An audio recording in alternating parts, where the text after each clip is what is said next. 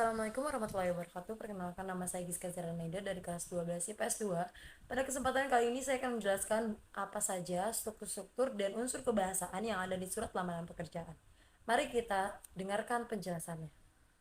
Ini adalah bentuk surat lamaran pekerjaan. Di sini saya membuat lamaran pekerjaan sesuai dengan sumber yang saya dapat. Di sini ada tempat dan tanggal pembuatan surat. Di sini ada hal, yaitu lamaran pekerjaan, lampirannya 6 lembar. Selanjutnya ada alamat surat berisinya terhormat HRD PTN Tamara, Jalan Tanjung Selor di Jakarta Pusat. Jadi berisi alamat dan surat ini ditujukan kepada siapa. Selanjutnya di sini ada salam pembuka dengan kalimat dengan hormat. Ini adalah salah satu contoh salam pembuka. Selanjutnya di sini ada alinea pembuka. Alinea pembuka ini adalah paragraf pembuka yang dimana berisi tujuan kalian untuk melamar pekerjaan. Nah, di sini saya menuliskan berdasarkan informasi yang saya dapatkan dari iklan yang tertera di koran Kompas edisi 28 Januari 2023 bahwa PT Tamara membutuhkan staff sales online. Dengan ini saya mengajukan lamaran untuk menjadi staff sales online di PT Tamara. Selanjutnya di sini ada isi yang berisi kualifikasi diri, ada nama, tempat tanggal lahir, alamat, nomor telepon, pendidikan terakhir, dan email. Di sini kalian bisa sesuaikan dengan kebutuhan dan syarat-syarat lowongan pekerjaan yang sudah kalian cari. Di sini isi juga berisi tentang lampiran, yaitu ini juga sesuaikan dengan kriteria yang sudah disebutkan di lowongan pekerjaan kalian. Kalau kali ini saya membuat daftar riwayat hidup, fotokopi ijazah, fotokopi KTP, fotokopi SIM. Selanjutnya ada SKS, surat keterangan sehat, dan pas foto ukuran 3x4. Nah, di sini ada penutup. Biasanya penutup ini berbentuk paragraf. Dengan isi demikian, surat lamaran ini dibuat dengan sebenar-benarnya. Besar harapan saya untuk diberikan kesempatan bergabung di dalam PTN Tamara. Atas perhatian dan kebijaksanaan Bapak Ibu, saya ucapkan terima kasih. Jadi ini adalah contoh penutup. Oke, selanjutnya ada salam penutup. Biasanya ditandai dengan kalimat hormat saya. Nah, ini adalah salam penutup. Lalu di sini ada tanda tangan kalian yang wajib kalian isi. Semua struktur ini adalah wajib, jadi tidak boleh ada yang dilewatkan. Selanjutnya di sini ada nama terang. Nama terang adalah nama lengkap kalian. Jadi kurang lebih seperti inilah struktur surat lamaran pekerjaan. Tadi kalian juga harus mengetahui nih unsur-unsur kebahasaan apa saja yang perlu kalian perhatikan. Jadi yang pertama, harus menggunakan bentuk surat yang standar. Yang kedua, menggunakan bahasa yang baik dan benar. Yang ketiga, menggunakan kata-kata yang sopan. Yang keempat, menggunakan kata pengantar yang jelas, singkat, padat, dan informatif, serta tepat sasaran. Yang kelima, tulisan bersih, mudah dipahami, dan sesuai dengan kaidah dan ejaan. Yang keenam, melengkapi bagian-bagian surat dengan norma-norma bahasa surat, yaitu struktur-struktur dari surat lamaran pekerjaan itu harus kalian perhatikan. Seperti penulisan unsur hal, lampiran, tempat tanggal pembuatan surat, alamat, salam pembuka, isi surat, salam penutup, tanda tangan, dan nama terang. Jadi itu saja penjelasan yang bisa saya sampaikan pada kesempatan kali ini. Terima kasih sudah menonton video ini sampai akhir. Semoga penjelasan saya dapat memberikan cukup informasi kepada kalian semua dan bermanfaat untuk kita semua. Sekian dari saya. Wassalamualaikum warahmatullahi wabarakatuh.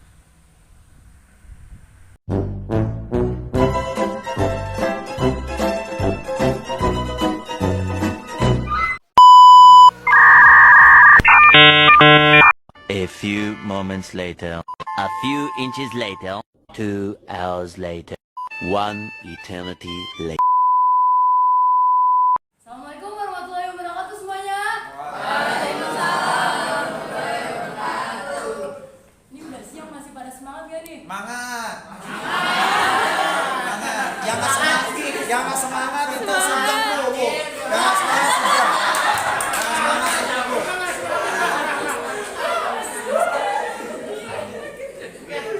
Jadi materi hari ini saya pengen menyampaikan nih soal surat lamaran pekerjaan. Hari ini kan materinya ini nih. Ada yang tahu nggak sih apa itu surat lamaran pekerjaan? Nggak tahu ya, saya jelasin ya.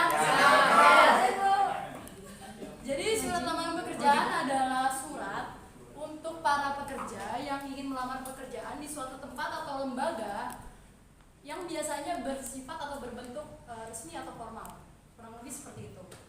Nah, di sini juga bakal ada jenis-jenis surat lamaran pekerjaan. Ada 2 jenisnya. Yang pertama itu biasanya surat lamaran pekerjaan digabung dengan daftar riwayat hidup. Yang kedua dipisah dengan daftar riwayat hidup. Jadi seperti itu. Kalau yang saya buat ini itu jenis yang kedua yang dipisah dari daftar riwayat hidup. Kurang lebih kayak gitu. Apakah saya ngomong kecepatan? Tidak. Izin Bu Giska, saya ingin bertanya Bu Giska. Tadi ada kata dipisahkan sama digabung. Oh iya, silakan Pak. Seandainya dalam surat lamaran pekerjaan seseorang, dia hanya nulis surat lamaran saja tanpa daftar riwayat hidup, boleh tidak ya Bu Giska? Tidak boleh Pak. Kenapa alasannya tidak boleh Bu Giska? Karena itu udah melekat. Kalau ada surat lamaran pekerjaan biasanya ada daftar riwayat hidup. Oh, Jenisnya juga udah dijelaskan begitu Pak. oh baik, terima kasih Bu Giska. Ya, sama-sama. Saya lanjut ya. Ya, boleh Bu.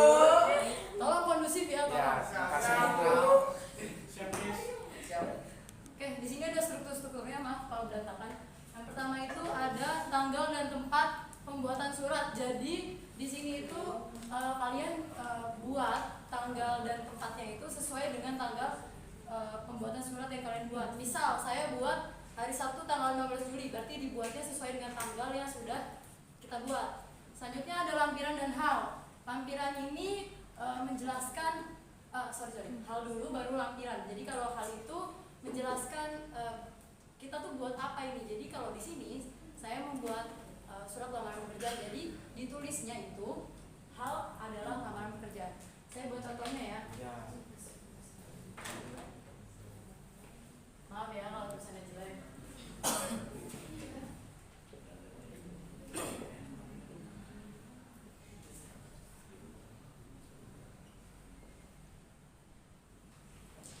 Nah, ini sesuai sama hal yang kalian ingin buat. Terus selanjutnya di sini ada lampiran. Lampiran itu menjelaskan ini dia berkaitan sama isi yang ada nanti di surat lamaran pekerjaan.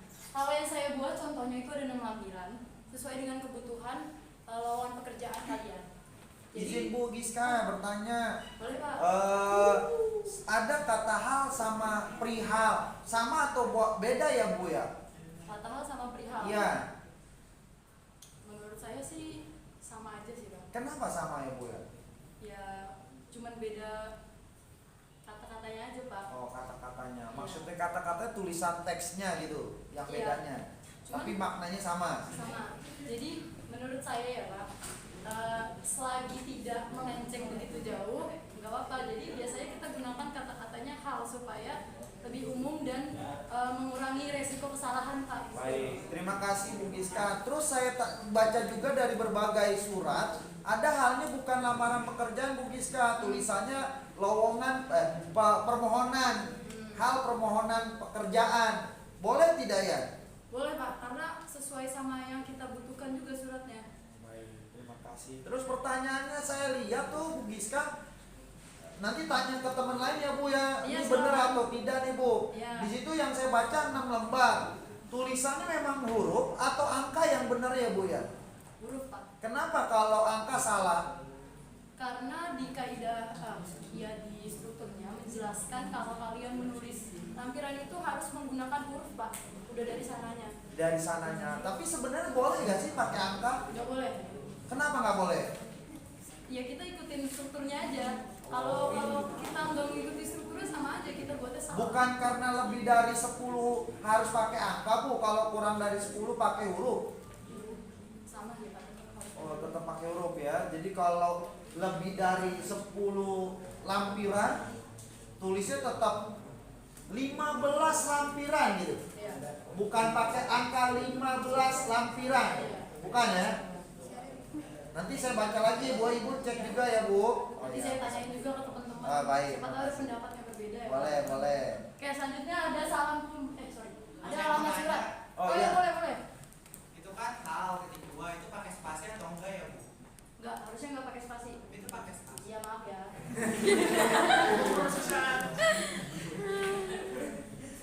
Nah, yang benar itu seperti ini. Oke, selanjutnya ada alamat Jadi alamat surat ini berisi tentu ya alamat surat ini ditujukan kepada siapa. Selanjutnya juga surat ini ingin dikirim kepada siapa. Saya kasih contoh ya. Yang terhormat HRD PT Tamara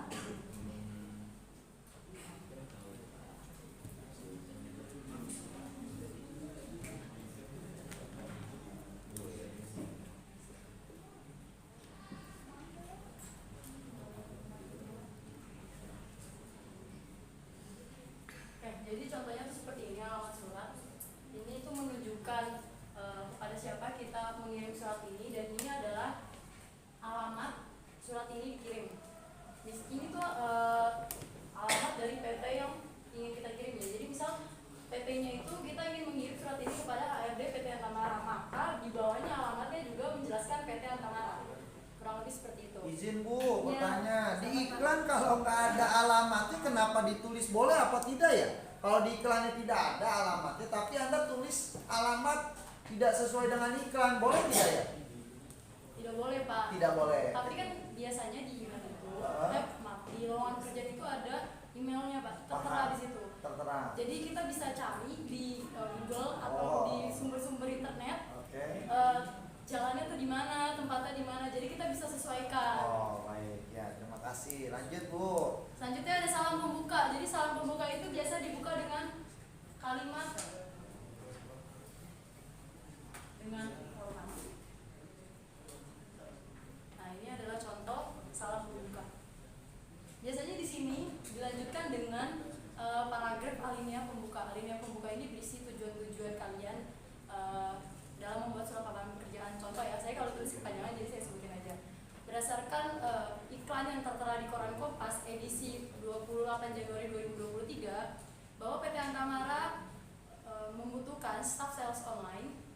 Jadi saya ingin melamar sebagai posisi staff sales online di PT Antamara. Jadi kurang lebih alinea pembuka tuh seperti itu. Izin Bu bertanya, tadi Ya, Ibu kenapa? jelasin nomor satunya hal, Ya. duanya lampiran. Kok tahu-tahu langsung ke situ ya Bu ya? Nomor satunya tidak menjelaskan nomor satu itu tempat Anda menulis dan tanggal bulan tahunnya. Tahu-tahu di situ nomor satu hal sama lampiran, memang formatnya begitu ya Bu surat lamarannya? Oh enggak Pak. Oh tidak. Jadi gimana ya Bu ya? Tadi kan saya sebelum buat ini udah saya jelasin. Oh dulu. jelasin dulu. Cuman saya nggak tulis. Oh, iya, Jadi baik. kurang lebih ini gambarannya seperti ini supaya teman-teman paham juga. Terima kasih. Yang berikutnya yang saya baca di surat lamaran Bu Giska, contohkan, itu ada kata berdasarkan informasi yang saya dapatkan dari iklan yang tertera di koran Kompas, memang harus pakai korannya ya Bu? Nah, ada tulisan koran gitu. Iya, karena itu salah satu medianya Pak. Oh media, bukan harian. Bukan. Jadi Oh, betul. sesuai sama yang kita dapat aja. Oh, kita dapat aja. Terus kenapa pakai ada kata edisi ya? Karena kan kalau lowongan pekerjaan tuh ada luasannya ya Pak. Oh. Takutnya kan udah ada yang ngisi gitu ya, udah ada yang ngisi lamaran pekerjaannya juga. Jadi sesuai harus dengan edisi. Takutnya kita melamar, ternyata udah lewat dari jangka yang ditentukan. Setelah lanjut saya bertanya juga Bu, kenapa saya lihat di tulisan koran Kompas, Kompasnya italik ya? Karena pokoknya kalau nama-nama seperti itu yang saya tahu harus diitalik. Harus italik. Hurufnya kapital semua atau K-nya saja yang kapital Bu? K-nya saja. Oh, tidak semuanya. Iya. Alasannya? Karena itu salah satu lembaga jadi harus ditulis K-nya saja, sisanya kecil. Oh, begitu. Pernah lihat Bu? Pernah. Oh, pernah ya. Kebetulan saya lihat juga di korannya itu K-nya besar, sisanya kecil. Di mananya tuh? Di cover atas. Ya, di situ ya. K-nya kapital. Iya. OMPAS-nya kecil. Bener ya Bu ya? Bukan kapital semua. Iya. Iya apa nih? Iya yang kecil, yang kapital depan apa iya semua kapital? Kayaknya Saya salah. ragu nih Ibu nih. Kayaknya salah, Pak. Oh, Nanti saya dicek cek lagi. lagi, Oh ya. ya, makasih Bu. Ya. Lanjut ya, Pak. Ya, silakan. Oke, selanjutnya ada isi. Jadi di sini ada kualifikasi diri dan lampiran yang dibutuhkan sesuai dengan lowongan pekerjaan yang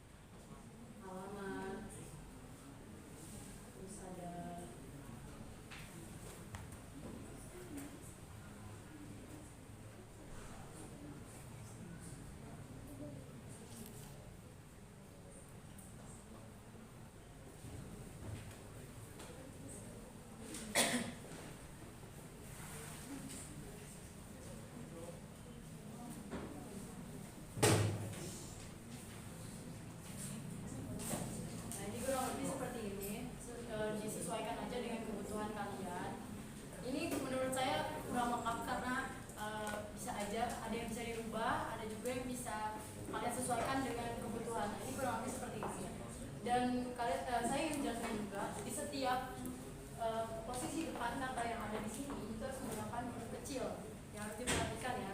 Karena ini di dalam unsurnya atau kaidah kebahasaannya harus menggunakan huruf Kecil. Ciri khasnya seperti apa Ibu kalau memang itu harus kecil? Kan ada beberapa yang tulisannya kapital, Ya. ada yang kecil depannya. Nah, yang maksud saya ciri khas menggunakan tulisan hurufnya kecil, ciri khasnya apa gitu? Di bagian mana yang bisa awal mulanya jadi kecil? Di bagian ini Pak, jadi kan ini ada kualifikasi, jadi Oh, setiap ya. dari nomor 1 ini sampai terakhir itu harus kecil. Misal nih Bu, Ya. yang saya baca ada tulisan adapun kualifikasi diri saya sebagai berikut. Nah, yang saya baca sebagai berikut di sini titik 2. Apakah memang ciri khasnya titik 2 baru N kecil atau memang tidak harus pakai titik 2 atau apa?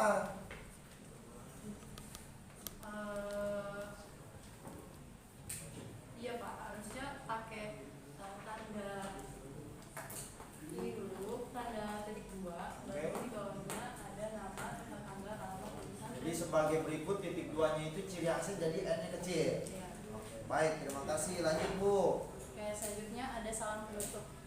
Salam penutup itu biasanya berupa paragraf yang menjelaskan kepada surat ini dituju pada siapa. Biasanya berisi demikian surat yang saya buat dengan sebenar-benarnya. Atas perhatian Bapak Ibu, saya ucapkan terima kasih. Atau saya mengucapkan terima kasih. Kurang lebih seperti itu. Selanjutnya ada penutup. Penutup itu maaf, kebalik. Jadi penutup itu paragrafnya, salam penutup itu hormat saya.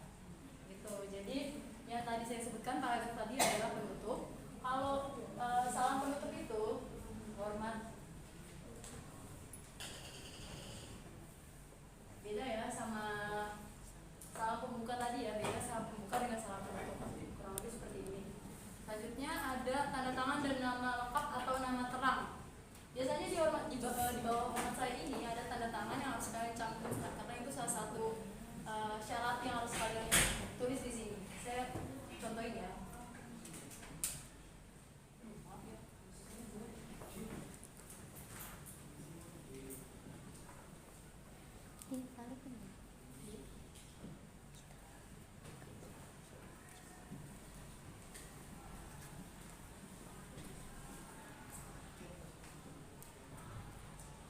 Oke, kurang lebih seperti ini. Jadi ini salam penutup, tanda tangan dari nama penerang.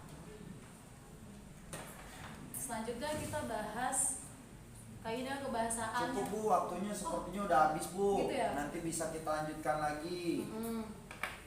Jadi saya boleh lanjut. Atau cukup? Langsung. Oke, jadi sekian yang bisa saya jelaskan hari ini. Mohon maaf apabila ada kesalahan kata.